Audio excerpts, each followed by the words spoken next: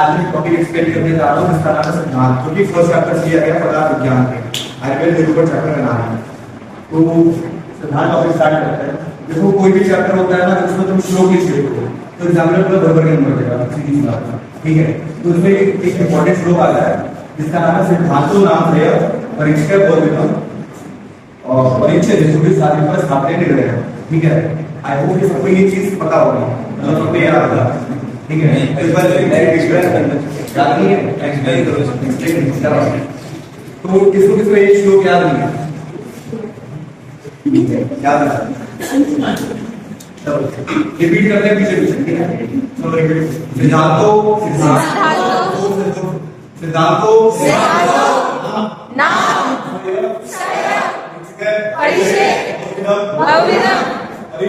परिष्कृत हेतुषु सात्विका ये श्लोक आचार्य ने विवाद स्थान आठवें चैप्टर और 7वें श्लोक से बताया गया है।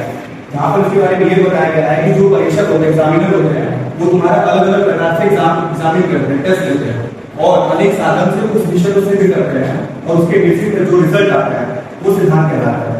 और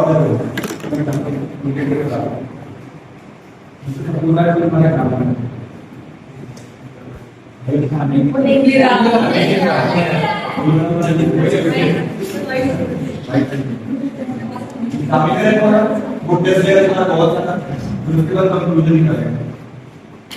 उसके बाद जो फाइनल कंक्लूजन आएगा उसे सिद्धांत कहते हैं, ठीक है। और सिद्धांत के चार प्रकार हैं।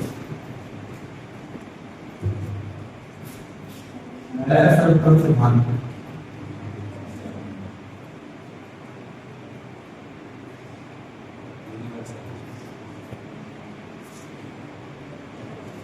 तो पहले वर्ड से इसको समझते हैं। सब ये दो शब्दों को मिलकर बनता है, सर्व और अन, ठीक है।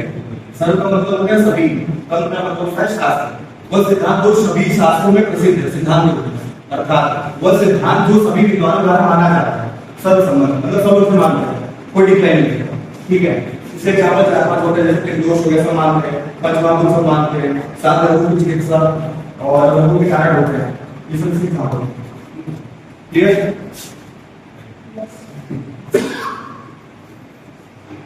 दूसरा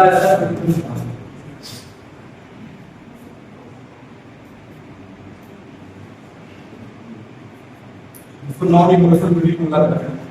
यह वह सिद्धांत है जो अलग अलग शास्त्रों में अलग अलग रूप में पाया जाता है। जैसे आयुर्वेद में 6 रस प्रसिद्ध है, नाम सुना होगा तुमने?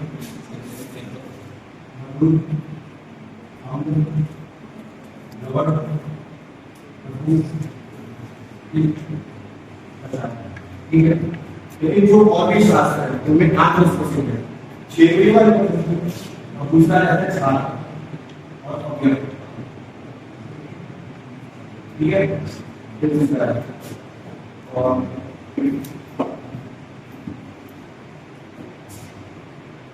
तीसरा अधिकरण नाम,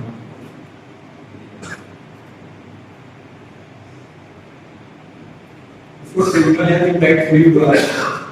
इसमें होता ये है कि मतलब कोई भी टॉपिक चल रहा है उसी से रिलेटेड दूसरा टॉपिक वहां पे आ रहा है। जैसे एग्जांपल से रिलेट कर रहा हूं, मान लो कोई मुद्दा रखती है, ठीक है। वो कह रहा है मैं रात में भोजन नहीं करता हूं, इसका मतलब क्या है? वो दिन में खराब नहीं होता है, बिना खाने में तो नहीं रहता है। तो इससे भी ये समझ आ रहा है कि कोई चीज बोला तो रात में खाना नहीं खाता लेकिन वो मोटा होता है। इसका मतलब हमें ये वो ऑटोमेटिकली दूसरी बात समझ में आ जाएगी। एक चीज बता रहा है दूसरी चीज ऑटोमेटिकली समझ में आ जाएगी, तो वो उसमें है अधिकरण सिद्धांत, ठीक है। और दूसरा इसका एग्जांपल हो जाता है जैसे मुक्त पुरुष प्राप्त कर लेना, वो अपने शुभ और अशुभ कार्य को भोगता नहीं है, वो इच्छा नहीं होता है।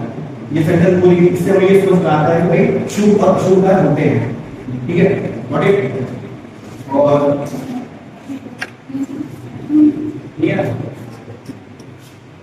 ऐसे कुछ नहीं है अधिकरण से नहीं चला। ट्रिब्यूनल या फिर इंटरैक्ट हुई,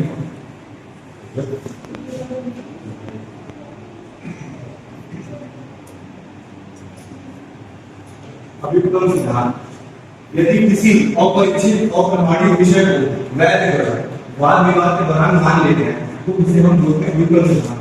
देखो ये डेफिनेशन लिखा है लेकिन हमको रिलेट कर रहा है। तुमने क्लास कर ली और इसी चैप्टर पढ़ा होगा, वहाँ पे बहुत सारी कोर्स मूवीज आ रही हैं, प्लस प्रज्ञान मूवी, मार्स प्लस भी है और एक आई थी वहाँ पे कॉस्मोस मूवी। तो बहुत सारे साइंटिस्ट आए थे लेकिन किसी की भी सही नहीं थी, किसके की सही होगी, तो वहाँ पे क्या डिबेट बहुत सारा होता है। ठीक है, तो आगे नहीं जरूर सब डिबेट करने से अच्छा है बात को मान लेते हैं। ठीक है, वही चीज यहाँ पे एक्सप्लेन की गई है। जैसे यहाँ पे कभी यूट्यूब प्रधान मान लेते हैं, अभी प्रधान मान लेते हैं। अब इसका एग्जाम्पल लिखे बस अब उसकी शीतलता होगी ना उसका दुख होता है। तो कभी हम लोग बस को प्रधान मान लेते हैं, कभी की शीतलता को प्रधान मान लेते हैं, कभी ये आ जाए तो उसके डिबेट होता है कि नहीं चर्चा बहुत सारा होता है। ठीक है, क्या करते हैं से मान लेते हैं। ठीक है, क्लियर।